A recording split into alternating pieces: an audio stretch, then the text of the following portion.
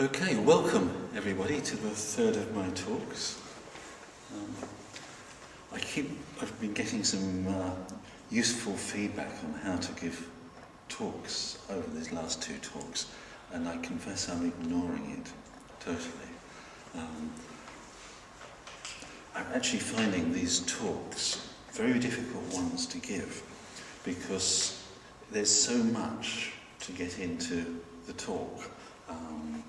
And one can't easily leave things out, or I can't at least. Anyway, I'm looking at developments in Western thought. And I'm looking at developments in Western thought, particularly in the light of the rise of science in the context of Christianity. Looking at ideas that have come out of the interplay between the developing Christianity and developing science. Looking at ideas like the idea of natural law, both natural moral law and natural laws in nature, in the physical world, and also in the human world.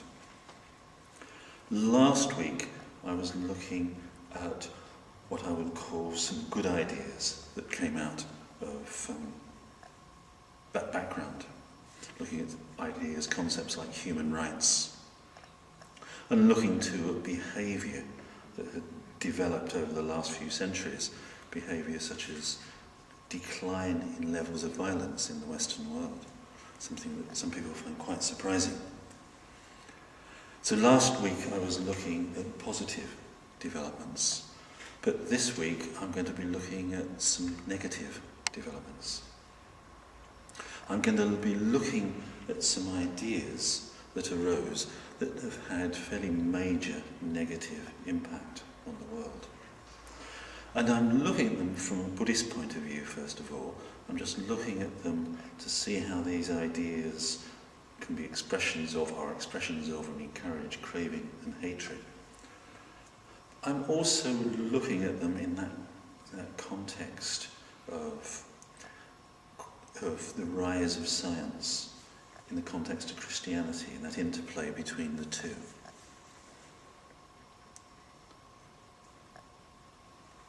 So tonight I'll be looking at neoclassical economics, if anybody's ever heard of it. I'll be looking at what I've called social evolutionism. It's something called social Darwinism, often called social Darwinism. And I'll be looking a little at Marxism.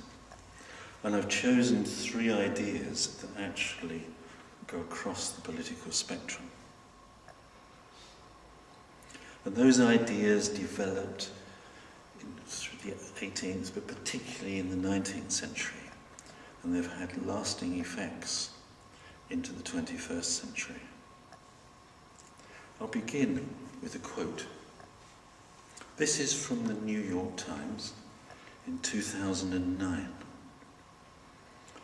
It's written by a leading economist, Paul Krugman. He wrote, "It's hard to believe now, but not long ago economists were congratulating themselves over the success of their field. Those successes, or so they believed, were both theoretical and practical, leading to a golden era for the profession. Last year, everything came apart. Few economists saw our current crisis coming, but this predictive failure was the least of the field's problems. More important was the profession's blindness to the very possibility of catastrophic failures in a market economy. During the golden years, financial economists came to believe that markets were inherently stable. Indeed, that stocks and other assets were always priced just right. There was nothing in the prevailing models suggesting the possibility of the kind of collapse that happened last year." So, why did contemporary economists, including Krugman himself, consider that such a crisis wasn't a possibility? How did they get in that position? Let's go back in history. Go back to the 18th century. Early 18th century, in the Age of Enlightenment. as I mentioned, the Age of Enlightenment, people were beginning to get an optimistic view of human beings and of nature and of the world. Things were beginning to change. There had been Newton's laws of motion discovered in the previous century. There had been philosophers like John Locke. And they had a tremendous influence through the European world. And people were beginning to have a much more positive idea about what human beings could do. Beginning to get an idea that there could be progress. And also, they were beginning to have the idea, or resurrect the idea, that God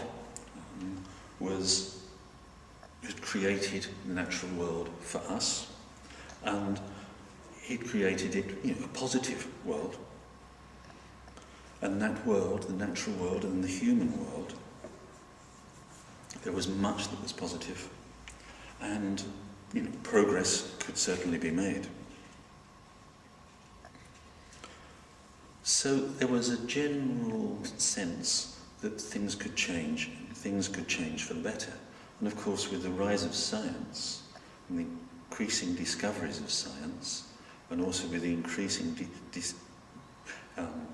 inventions, increasing technology, things were beginning to change.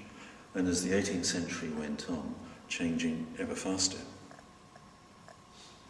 So people were becoming to be very optimistic and have a sense of things could grow, things could develop, things could evolve. And they had a positive view of human beings. And they thought God had created a natural world with human beings in it. Well, there was this positive aspect. And that human beings, even the faults of human beings, could actually work out for the benefit of all.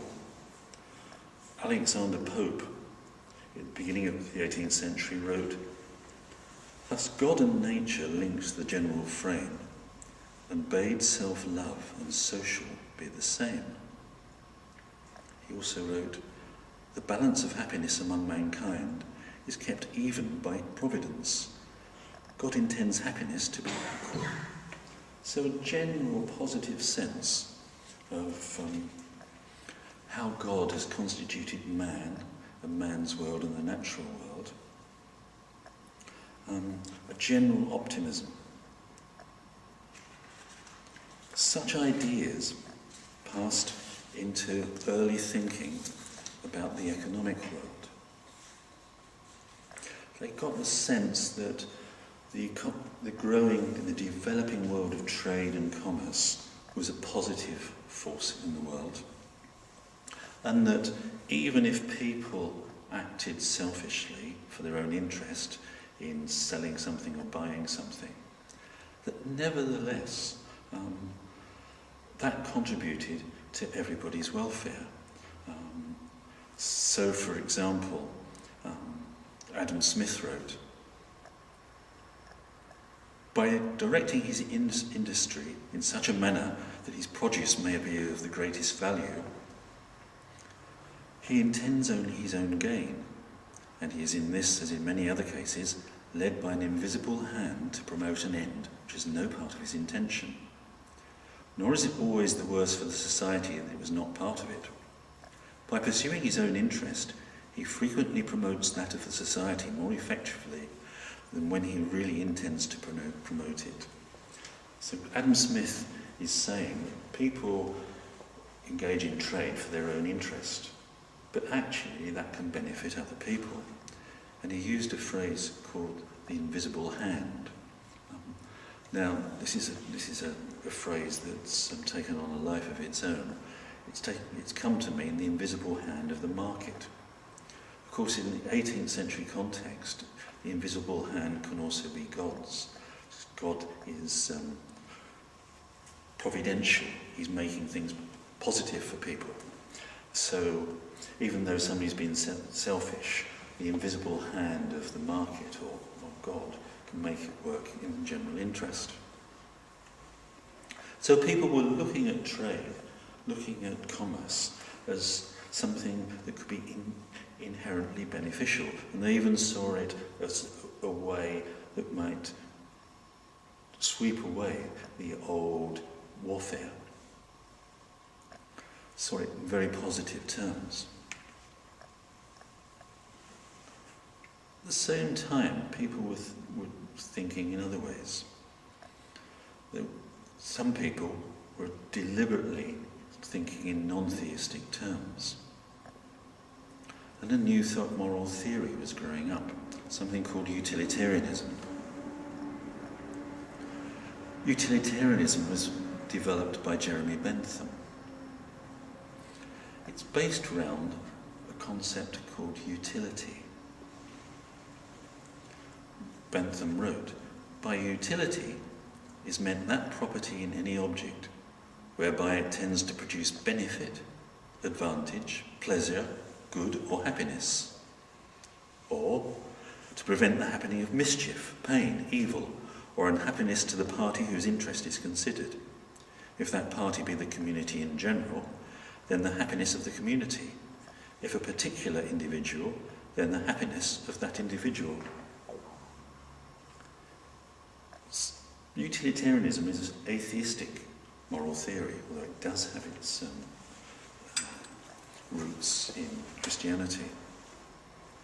And it sees what is moral is that which increases utility for anybody. Yeah?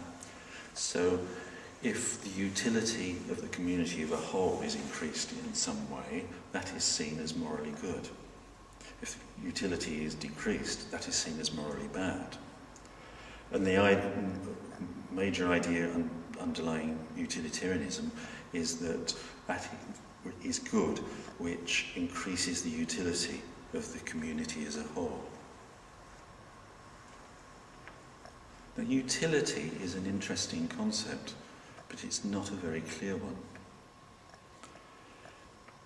Bentham describes it as a property of an object, where it's actually really talking about the influence of that object, the use of that object, the sort of psychological benefits often of that object. Sometimes material benefits, of course. Yeah. It's not a very well-defined concept. There are sort of many things wrong with it. Bentham, in his theory, is saying that which is morally good, that is that which increases utility. From a Buddhist point of view, there's something very wrong with that. He's completely ignoring the motivation behind an action. Yeah? He's just going to the effects, or the supposed effects, of the action.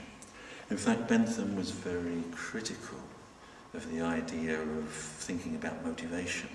So if I use the term craving, somebody is motivated by craving, Bentham would have dismissed that as talking nonsense. Yeah? From a Buddhist point of view, looking at the concept of utility, it can easily be seen to rationalise unskillful, shall we say, immoral behaviour, immoral motivation. Yeah? Somebody could be increasing their utility so they get pleasure out of something, yeah? But actually they're getting pleasure out of it, they're motivated maybe by hatred, maybe by craving, maybe all sorts of things. Yeah? So from a Buddhist point of view, the term is problematic. From the 18th century into the 19th century, utilitarianism became one of the main forms of moral philosophy, apart from the old Christian ones. It grew more and more dominant as the 19th century wore on. Yeah? So as you pass into the 19th century, yeah, utilitarianism is growing in its effects. At the same time, science is developing, and physical science is developing fast and having major effects on the world. Yeah? Newton's laws of motion, were developed and applied to a whole variety of different areas. As the 19th century progressed, they started getting to areas like thermodynamics, the study of the sort of properties of collections of atoms and the like. And people were becoming more and more impressed with physical science and Newtonian science, and becoming very interested in the application of the methods of physical science to the human world. Yeah?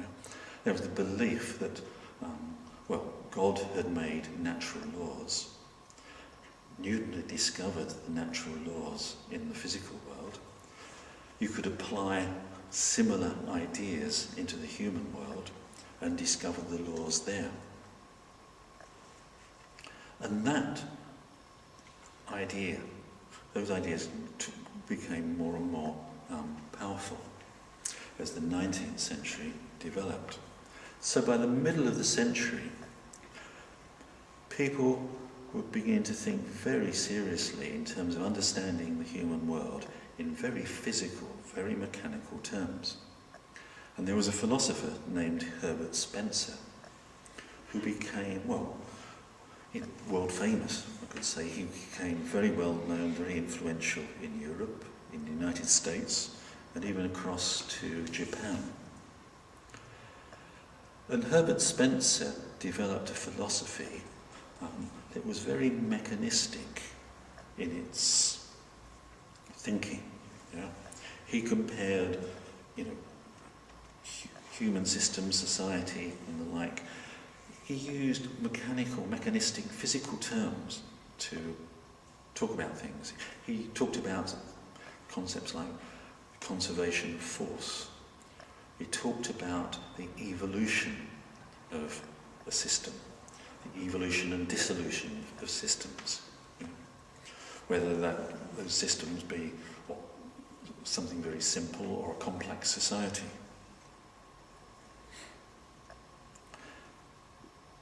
Spencer also allowed for God. He said there was a realm called the unknowable. But mainly he was talking about the world one could explore, one could find out about. And he talked about it in these very mechanistic terms. Yeah. The important thing to realise, he had a very strong effect. And that, anybody who's anybody, listened to Herbert Spencer. So we're talking here about the 1850s, the 1860s, when such philosophy is being taken very seriously, sort of looking at things in mechanical terms. And also utilitarianism has become almost the mainstream form of philosophy. In that context, some various people studying economics began to use those ideas. So they began to use mechanistic ideas to look at the economy. And they began to use the idea of utility to look at the economy. Yeah. Some people, names are sort of almost gone now. People like Stanley Jevons and Leon Valra, and Alfred Marshall was another of them. They began to think very seriously about looking at how the economy functions, looking how a market functions, the buying and selling of a market functions, in terms of the concept of utility. And in terms of trying to use mathematics to understand what's going on, yeah, very much in the way applying, sort of like trying to apply the ideas their way of thinking that's there in Herbert Spencer, but trying to, use what was scientific, what they believed was scientific. Yeah?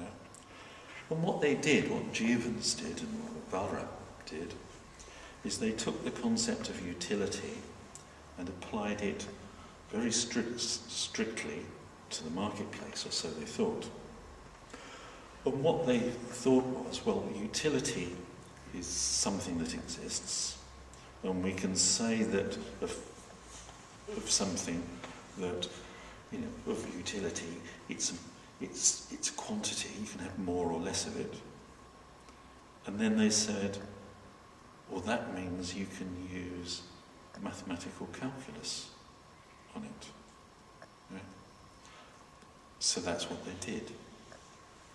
And believing that they could apply the calculus to utility, Jeevons and Valra, independently at the same time, came to the conclusion, using the mathematics of calculus, that the market, a market that's left to its own devices, in other words, lots of buyers and sellers, each of them trying to get the best deal, i.e. each of them trying to maximise their own utility, they proved, or they thought they proved, that in that free market, with no interference from outside,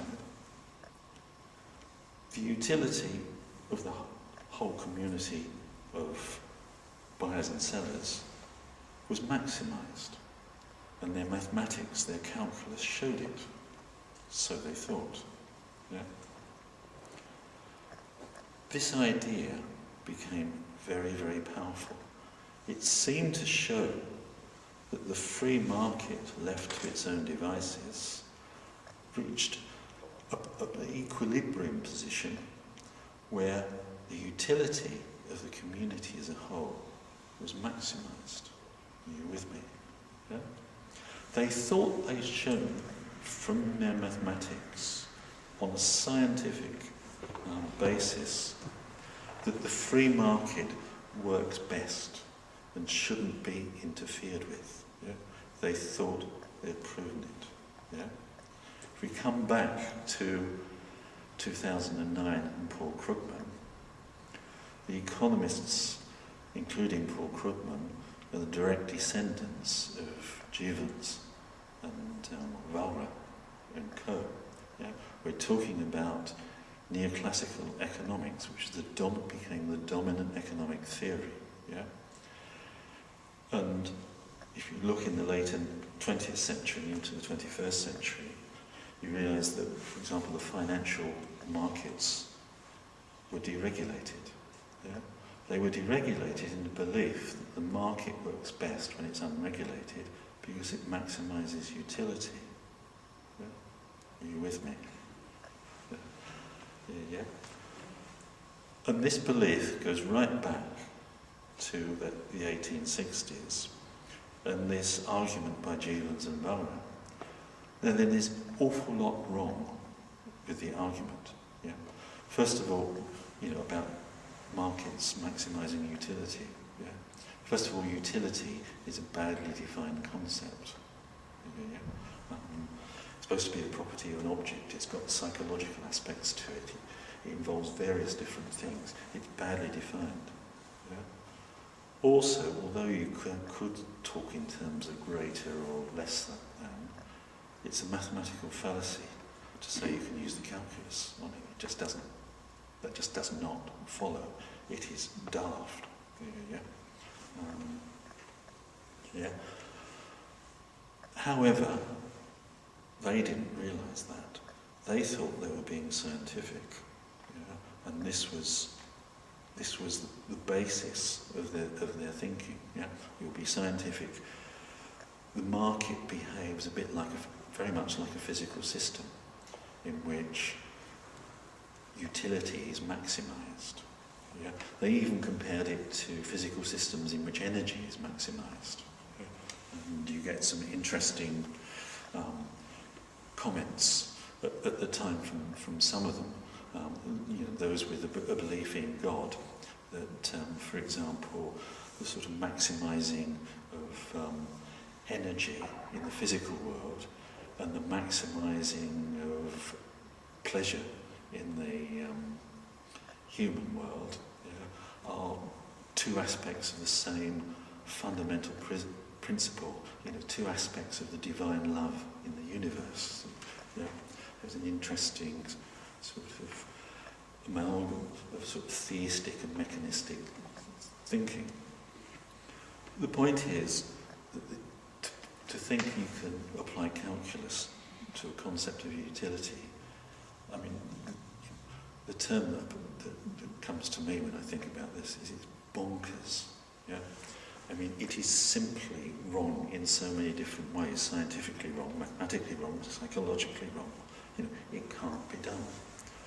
But it's important to realise that neoclassical economics has been the dominant economic theory of the last 150 years. It had a variant that worked a bit better, Keynesian economics, for a while, but that, in the sort of 70s and 80s, sort of its star was on the wane, and neoclassical economics developed. Yeah? So what you've got is some thinking that's based on ideas of science that come, well, from Newton, really, from Newtonian physics, and it's applied them incorrectly to the human world. But it's been believed it's scientific. And even now, you'll have people believing that neoclassical economics is scientific.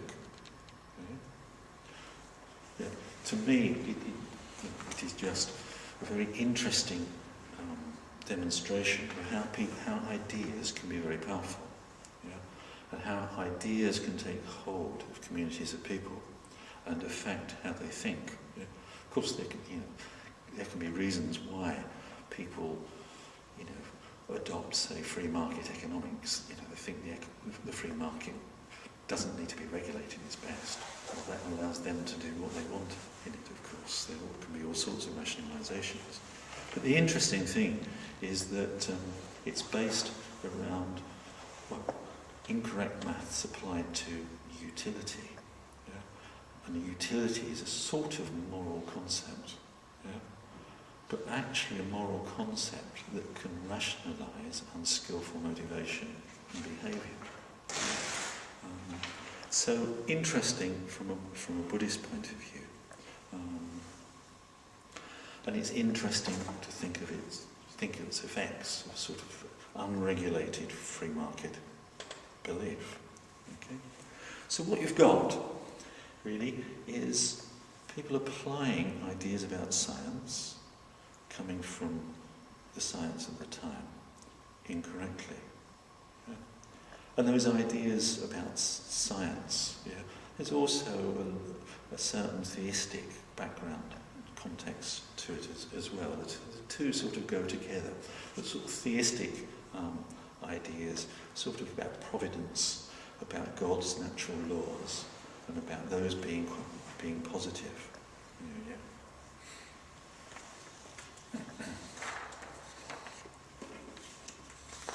But during the 19th century, other ideas about science and about society were growing.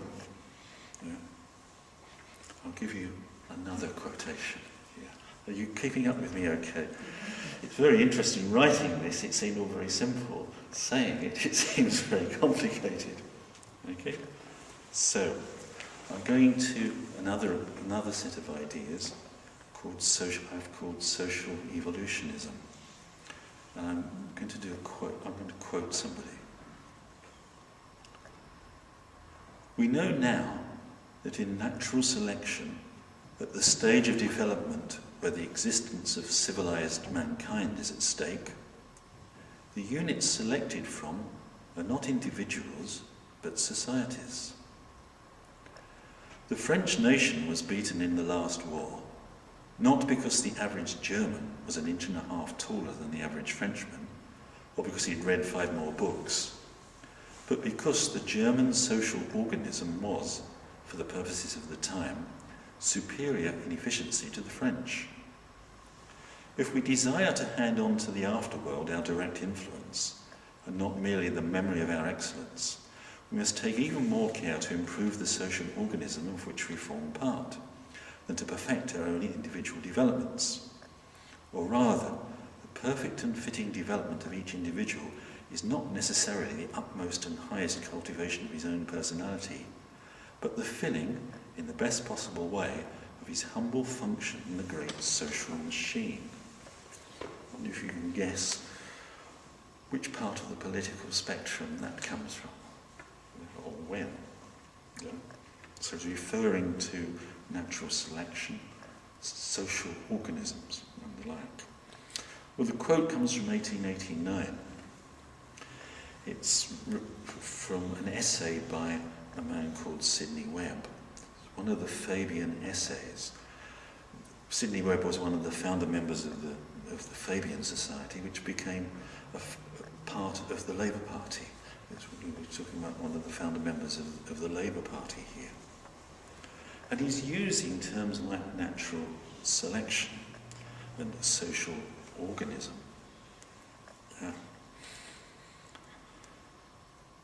And he's referring to war.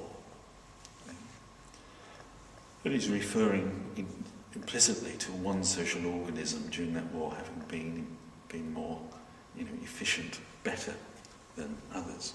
Now, this was very, very common way of thinking. Well, 1889, from the middle of the 19th century into,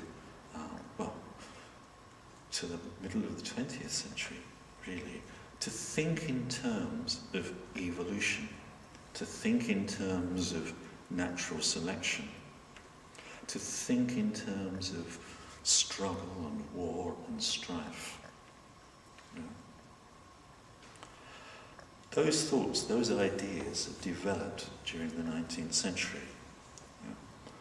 At the beginning of the 19th century, we're talking about 1800, 1801, well, Europe was being convulsed by a series of wars.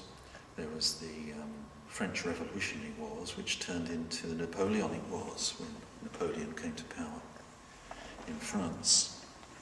Yeah. There was rapid industrialization going on. Yeah.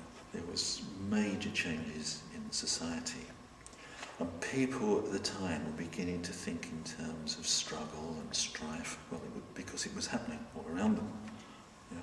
And begin to think also that there was something quite possibly positive in struggle and strife, that somehow it improved people, improved societies.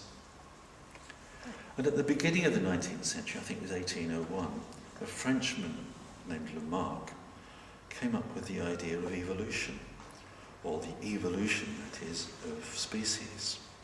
He said that species have evolved, and he had a theory about how they evolved. He thought individual members of a species, through practice, might become skilled at something or develop themselves physically in some way, and that they passed that increased skill or increased, improved physical aspect of themselves, that they passed that on to their descendants. That's how he thought evolution might happen. Yeah. So Lamarck came up with the idea of evolution. Though it was really in the air already.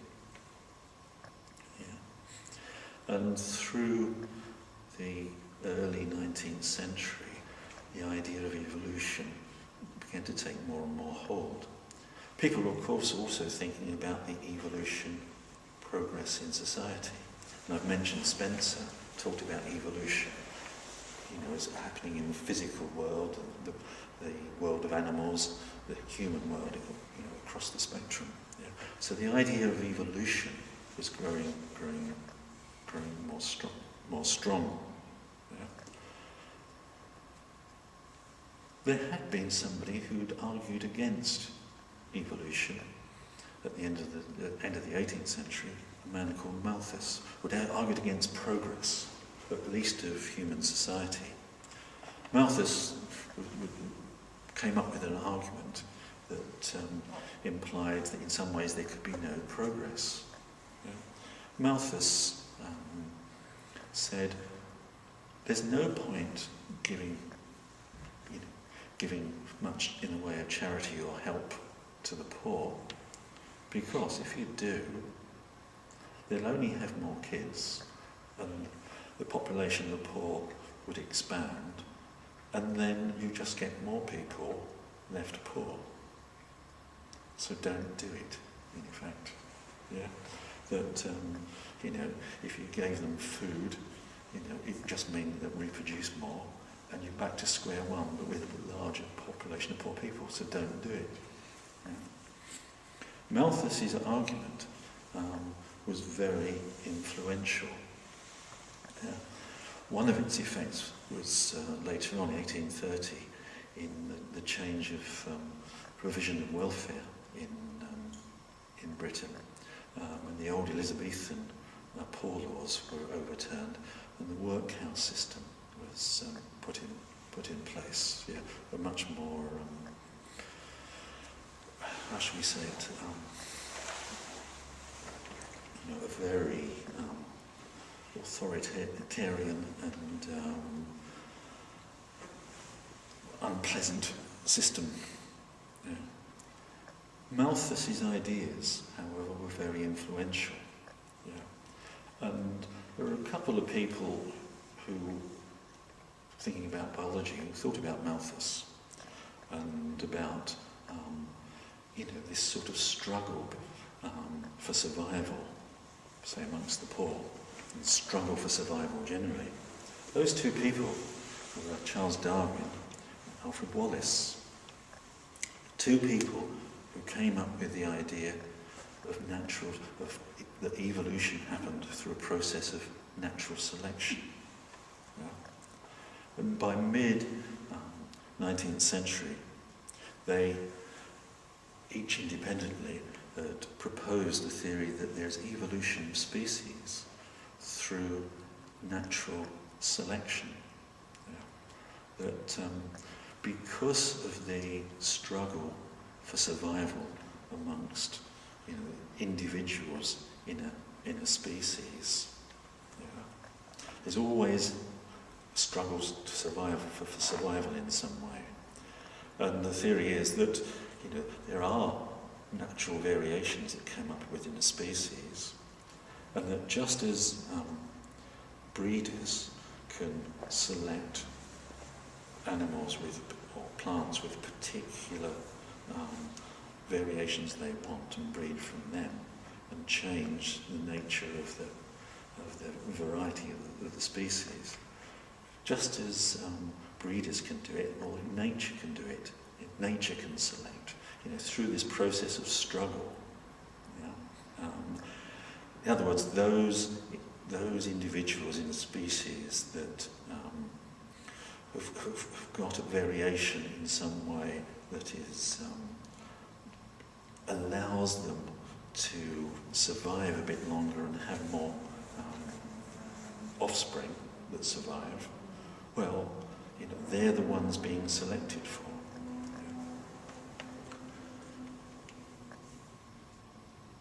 When that was proposed,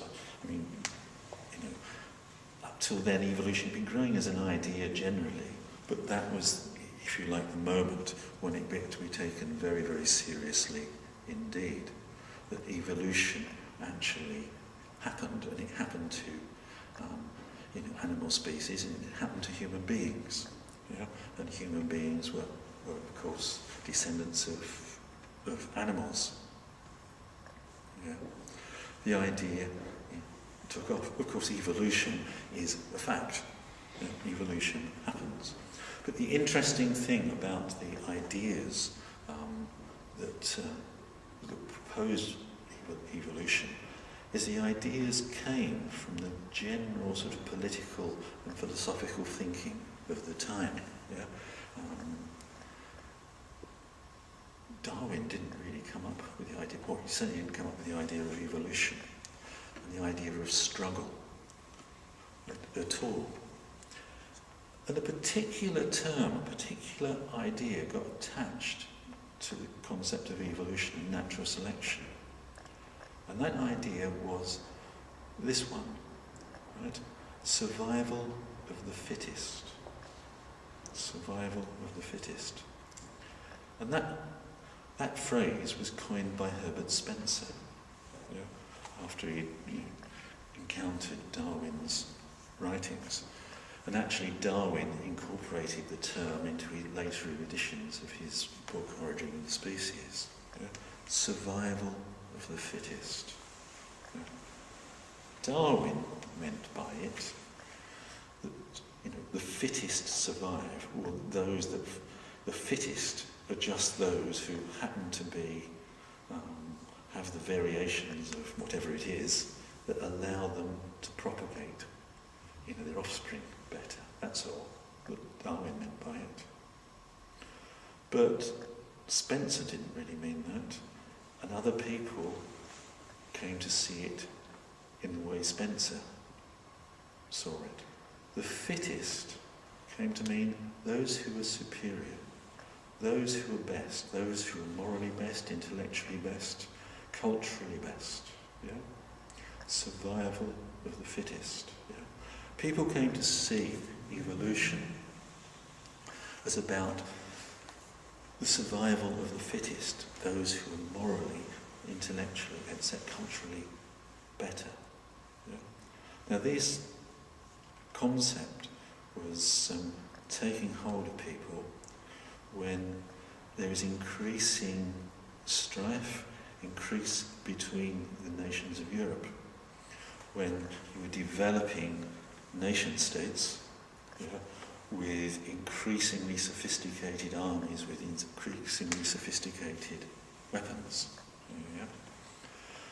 So people began to think very much in terms of evolution as a struggle between different variations, different types of the same species, and coming to see human interaction, particularly between different human groups, as this struggle, survival of the fittest. And people became, in a way, really quite frightened by this, or influenced in various ways. In Germany, for example, Germany didn't exist at the beginning of the 19th century. There was Prussia, and there were various little German states, but there was no overall Germany. And Prussia had been invaded by Napoleon, and they were concerned to develop a sort of German nation that could survive and propagate itself. You see where the thinking was going. Herbert Spencer had used the term social organism. People came to see nations as social organisms, on which, as my quote from the founding member of the Labour Party said, on which natural selection happened. That was the way people were thinking. And this sort of thinking was very strong. The idea of struggle for survival and natural selection was also brought into free market economics, seeing, if you like, the free market as a way in which selection happened. And it became another way of rationalising the idea that you shouldn't help the poor. Well, they're not the fittest, they're the opposite. There's no point in helping them. So what you got developing was some very strong ideas, very powerful ideas about how evolution was happening in human society. And, people with growing concerns about what you could do about it. At the end of the century, you got the idea of eugenics developing. Eugenics is the idea that one should take action to make sure that the most fit members of society are those that propagate their offspring, and discourage or ban other people, those who are least fit, from reproducing. Such ideas became very powerful. They became very strong.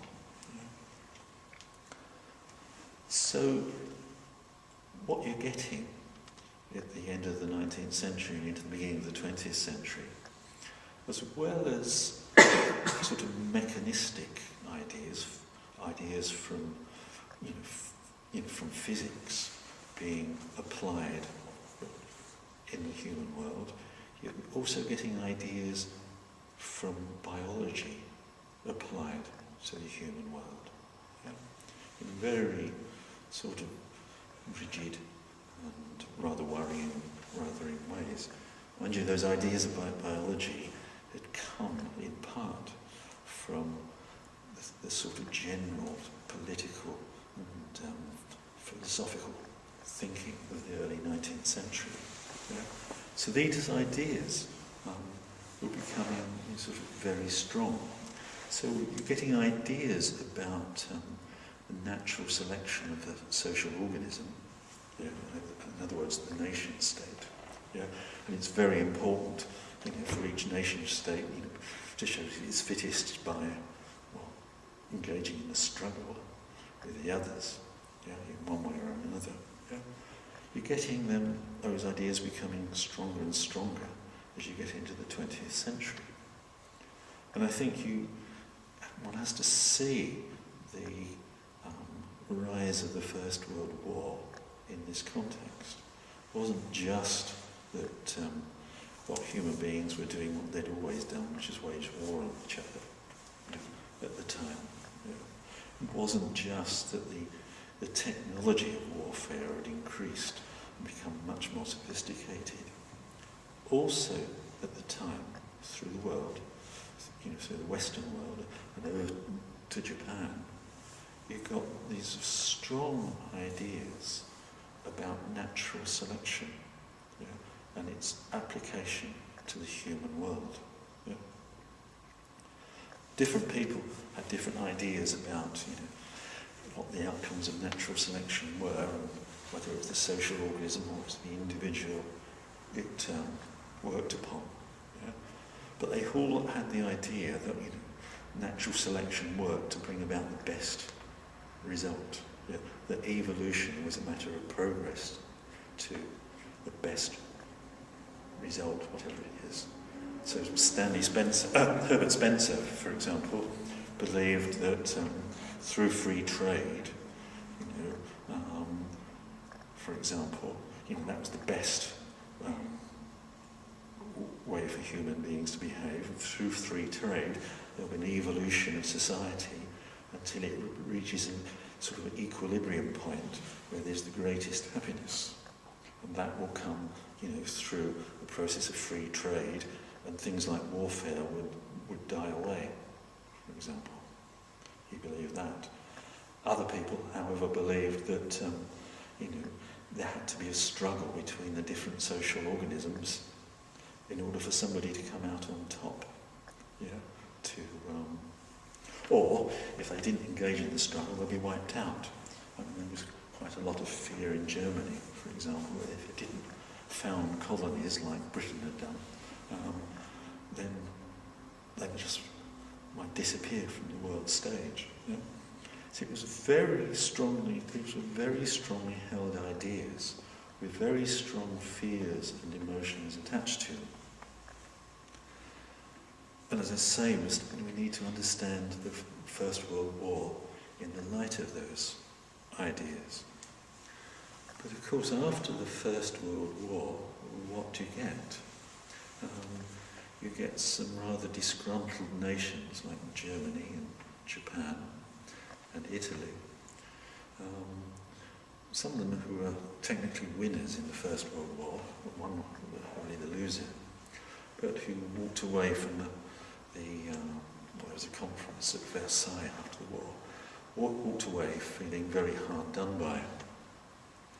And those ideas I talked about natural selection, struggle between social organisms, took hold even more strongly.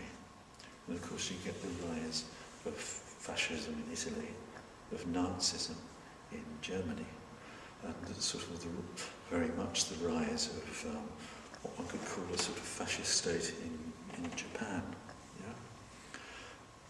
Of course Nazism, if we look at it, is very much about the superiority of one particular social organism, one particular race, the German race. Yeah? Yeah? That idea wasn't invented by the Nazis. It has a long, long history. Yeah? And of course, the rise of such political philosophies led to the Second World War. After the Second World War, it's quite interesting, all this thinking about social evolution in this way and strife, well, we seem to have reacted completely against it. Of course, one of the aspects of it is what such social evolution is what we would nowadays call racism. Yeah? The belief that there were superior races and inferior races. You prove you're superior by beating the inferior races, etc., etc. Yeah. Yeah. Survival of the fittest. Yeah. After the Second World War, of course, in sort of history of the last 50 or 60 years, those ideas have been quietly, kicked into touch, although maybe they're resurfacing again. So you've got another aspect of 19th century science taking hold in the political world, in the world generally. Yeah? The idea of evolution. Yeah? So you've got the idea of evolution, and you've got the other idea of ideas that somehow the laws of physics can be translated into laws about the human world. Yeah? And these ideas have become embedded in political beliefs. Yeah? And actually, political beliefs across the spectrum. Yeah? Those ideas about evolution or the progress of society. Actually, people believed that, Spencer, I mentioned, believed that society evolved to a best possible point of equilibrium. He thought it would happen through free trade. Others thought it would happen, through warfare, through the superior race, proving itself superior by overcoming everybody else and establishing, a 1,000-year Reich or whatever. People believed that there was a sort of natural end result of evolution, or this progress, that there was a definite move, that if you behaved the right way, you will get to what you saw as a positive end result. It would happen, almost automatically. There's that sort of belief underlying it, underlying such thinking. Well, that sort of belief that, there was some process through which society evolved, and perhaps through some sort of struggle, was also there in the thinking of Karl Marx. Karl Marx, I think the Communist Manifesto, I think is 1848, so looking very much at the time when ideas of evolution were in the air, ideas of progress, that society could progress along in particular ways to a sort of positive, very positive end point. But when those ideas were growing, yeah, and Marxism can be seen as very much part of, this world of ideas. Marxism, sometimes it's called historical materialism. The underlying implication, is that physical as material things are those that are most important in the human world. I mean, Marx and Marx himself, when he became an atheist, he wrote his PhD on ancient Greek atomic theory. Yeah, he thought he came to consider that it was physical, material factors, as he called them, which were most important. Of course, material factors, he also meant the sort of relationships that depend on them. And material factors might be, technology and manufacturing and such like. Yeah, but he came to believe that they were the most important. In fact, things underlying human society. And that actually there was a process again of progress and evolution to a particular positive point. Again, that process came via struggle. For Marxism, the struggle was not between sort of nation states, not between individuals, it was between classes, of course, the proletariat and the bourgeoisie. Yeah? And the positive end result, the belief in Marxism was, that society would evolve or progress to a particular point when the bourgeoisie would be pushed aside, through armed struggle, and the proletariat would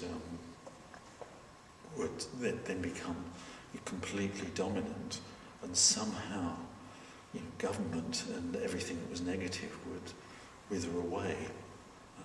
You get to this sort of utopia through the process of armed struggle between different social organisms. They don't think Marx used that term, different classes. Yeah? Marxism is very much part of this 19th century way of thinking. Yeah?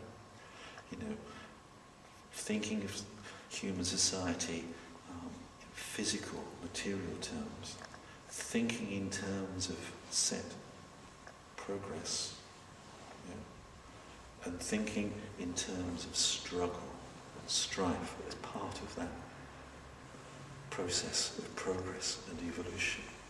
Are you with me? Yeah? I suppose looking at the 19th century in this way, I found it extraordinary how strongly held these ideas were and how strongly influential they were, the ideas, particularly given the history of the 20th century. Yeah? So of course we've had not just First and Second World War, we had the rise of communism as well, based on Marxist beliefs dating back to early 19th century.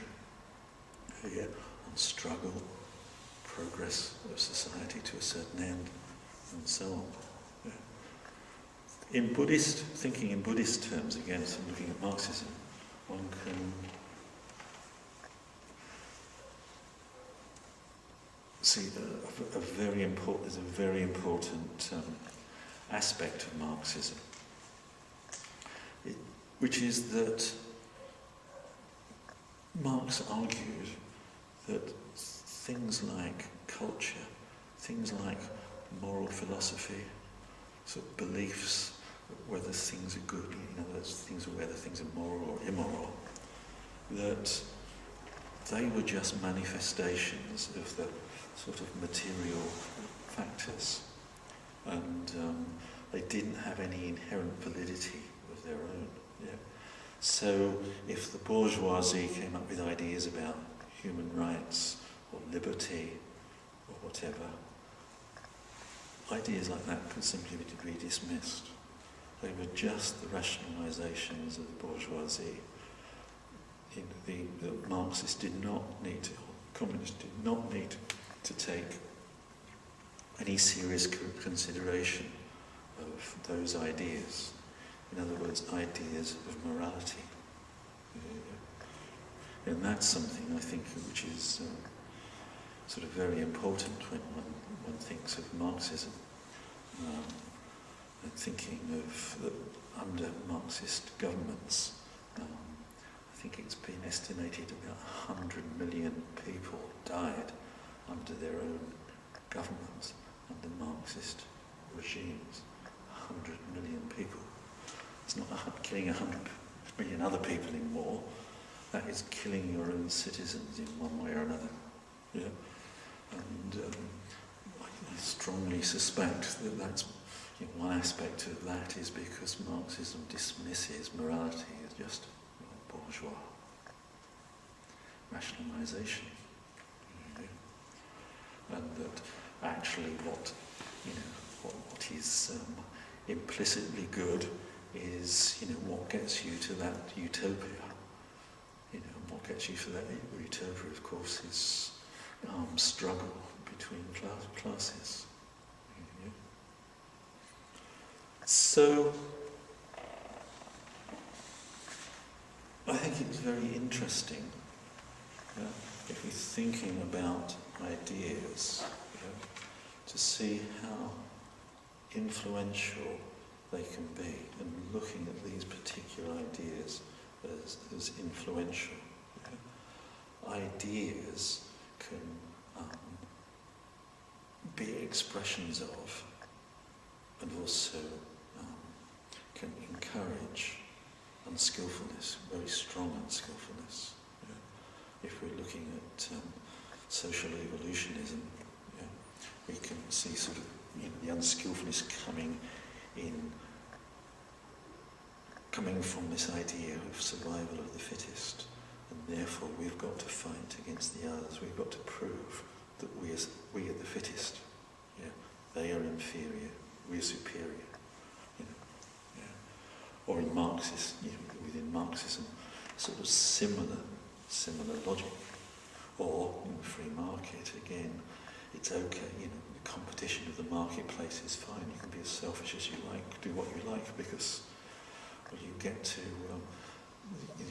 the community's utility is maximised altogether. Don't worry about your motivation. Just engage in the free market, and everything will come out all right. Of course, it doesn't. These ideas have been very powerful, very influential. They're very influential, I think, because of their implicit or explicit encouragement of unskillfulness. They've been very powerfully held, because they've been believed to be scientific. Everybody, in these things has looked to science, or what they understood science to be, and applied it to the human world.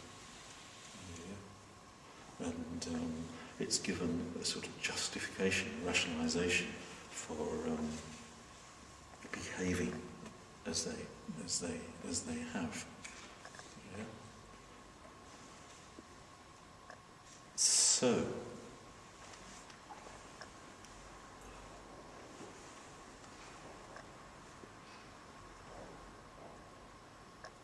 gosh, I think I've said it all.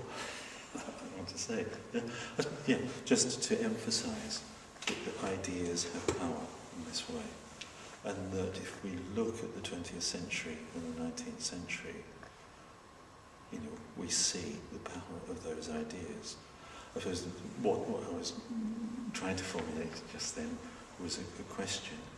As we're in the 21st century, what is the state of our thinking in the political and economic world? Is the state of our thinking still back in the 19th century. I would say, as I look around, that very much it is, and perhaps it's time for thinking in other terms. Perhaps using some 21st century science, maybe, or who knows, maybe some Buddhist ideas. But there seems to be a sort of vacuum developed in modern thought, which is still dominated by those ideas. And I'm going to stop there. And thank you for putting up with me.